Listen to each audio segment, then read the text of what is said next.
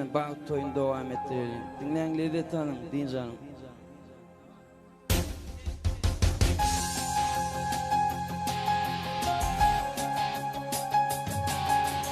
Söyle canı tavun.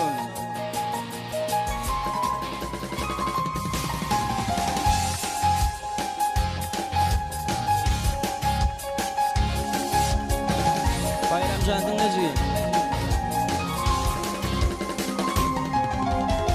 Oyumda yok tatlar nereden geliyor?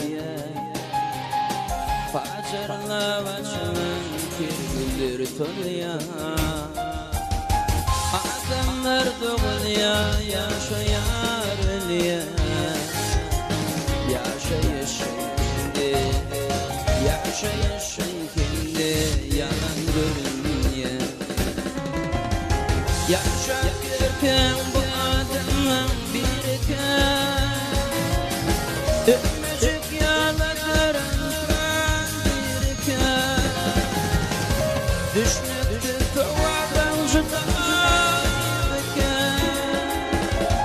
Çoğabımdan için, çoğabımdan için, çoğabımdan için zaman görünüyor.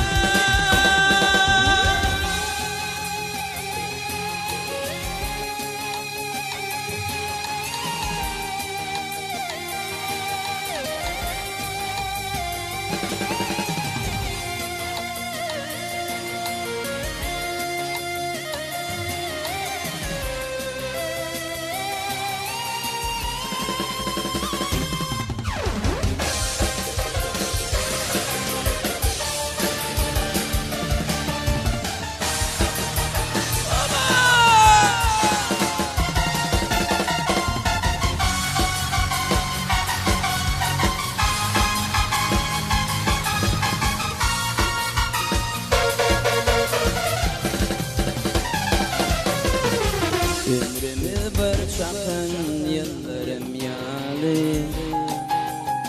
Benim ağlardım köktür matalı.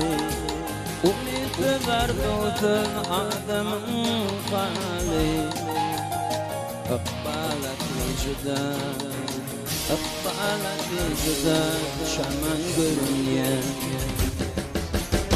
Kemilerim